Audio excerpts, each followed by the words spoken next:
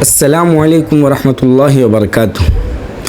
جیسا کہ ہم سب کو معلوم ہے کہ نماز ایک اہم عبادت ہے۔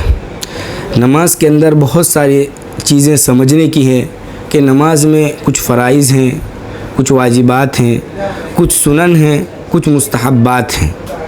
اگر کوئی شخص نماز پڑھ رہا ہے اور اس سے فرض چھوٹ جائے تو نماز فاسد ہو جاتی ہے، لیکن کسی شخص سے اگر واجب چھوٹ جائے تو اس پر سجدہ سہو واجب ہوتا ہے۔ سجدہ سہو کب کب واجب ہوتا ہے؟ تو یوں تو بہت سارے چیزیں ایسی ہیں کہ جن کے چھوٹنے سے سجدہ سہو واجب ہو جاتا ہے، لیکن اصولی بات یہ ہے کہ اگر کوئی ایک واجب یا چند واجب ترک ہو جائے، چھوٹ جائے تو سجدہ سہو واجب ہو جاتا ہے۔ اگر فرائض کے اندر تقدیم و تاخیر ہو جائے تو سجدہ سہو واجب ہو جاتا ہے۔ ایک فرض یا ایک واجب کے اندر تکرار ہو جائے تو سجدہ سہو واجب ہو جاتا ہے۔ اور بھی بہت ساری شکلیں ایسی ہیں کہ جن کی بنا پر انسان پر سجدہ سہو واجب ہو جاتا ہے۔ سجدہ سہو کا کام یہ ہوتا ہے کہ نماز کے اندر جو کمی اور نقصان ہو گیا ہے، سجدہ سہو سے وہ کمی اور نقصان پورا ہو جاتا ہے۔ اگر کسی آدمی سے واجب چھوٹ گیا، واجب میں تکرار ہو گئی یا فرض کے اندر تکرار ہو گئی، یا دو فرض الگ الگ 2 بار کر لیے، 3 بار کر لیے، کوئی بھی ایسا مسئلہ پیش آ گیا کہ انسان پر سجدہ سہو واجب ہو گیا اور اس نے سجدہ سہو نہیں کیا تو یہ نماز واجب الاعادہ ہے۔ وقت کے اندر اندر اس نماز کا لوٹانا ضروری ہے، اور اگر سجدہ سہو کر لیا تو نماز مکمل ہو جائے گی، نماز کے اعادے کی ضرورت نہیں ہے۔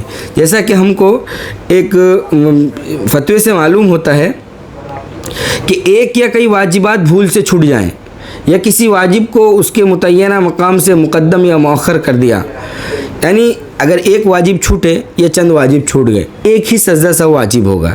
اسی طریقے سے کسی واجب کو اس کے متعینہ مقام سے آگے پیچھے کر دیا، یعنی جو نماز کے اندر واجبات ہیں ان کے اندر تقدیم و تاخیر ہو گئی تو سجدہ سہو واجب ہو جاتا ہے۔ 2 مرتبہ کسی واجب کو ادا کر لینا، اس سے بھی سجدہ سہو واجب ہو جاتا ہے۔ کسی واجب میں تغیر و تبدل کر دینا، کسی واجب کے اندر تبدیلی کر دی، مثال لی جیسے کہ سری نماز تھی، سری نماز کے اندر جہرن قرات کر دی، یعنی آہستہ قرات کرنی تھی اور اس میں زور سے قرات کر دی، سجدہ سہو واجب ہو جاتا ہے۔ زور سے قرات کرنی تھی لیکن اس میں آہستہ قرات کر دی، سجدہ سہو واجب ہو جاتا ہے۔ کسی فرض کا بھول کر مقرر ہو جانا، یہ اسباب ہیں، فتاوی شامی، فتاوی ہندیہ وغیرہ میں تفصیل ہے۔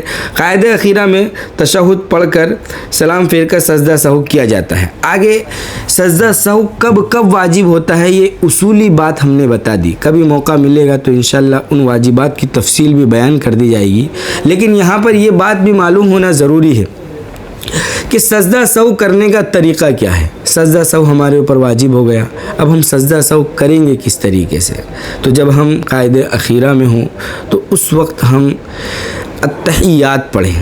التحیات پڑھنے کے بعد ہم ایک طرف سلام پھیر دیں، ایک طرف سلام پھیرنے کے بعد ہم 2 سجدے کریں۔ جس طریقے سے نماز کے سجدے ہوتے ہیں اسی طریقے پر ہم کو 2 سجدے کرنے ہیں۔ 2 سجدے کرنے کے بعد ہم واپس قاعدے میں بیٹھ جائیں اور پھر التحیات پڑھیں، درود شریف پڑھیں، دعا پڑھیں اور اپنی نماز کو مکمل کر دیں۔ جیسا کہ اس فتوے میں بھی یہ بات لکھی ہوئی ہے کہ قاعدہ اخیرہ میں تشہد پڑھ کر سلام پھیر کر سجدہ سہو کیا جاتا ہے، پھر تشہد دوبارہ التحیات پڑھنی ہے، پھر تشہد، درود شریف، دعا پڑھ کر ختم نماز کے لیے سلام پھیرا جاتا ہے۔ عند الحنفیہ، احناف کے نزدیک یہی طریقہ رائج ہے اور ثابت ہے، گرچہ دوسرے طریقے بھی منقول ہیں۔ اسی طریقے سے ایک فتوے کے اندر لکھا ہوا ہے کہ سجدہ سہو واجب ہونے کا اصول یہ ہے کہ نماز کا کوئی واجب بھول کر چھوٹ جانے سے، یا بھول کر نماز کے فرض یا واجب کی تاخیر سے، یا بھول کر واجب کے تکرار سے سجدہ سہو واجب ہوتا ہے۔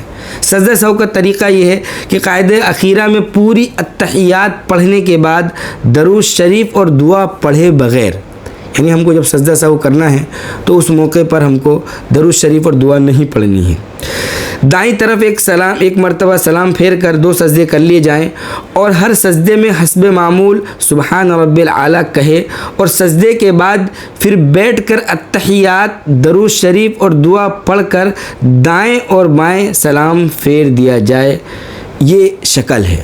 اس طریقے سے اگر ہم سجدہ سہو کرتے ہیں جب ہمارے اوپر واجب ہو جاتا ہے تو ہماری نماز مکمل ہو جائے گی، اس نماز کو لوٹانے کی کوئی ضرورت نہیں ہے۔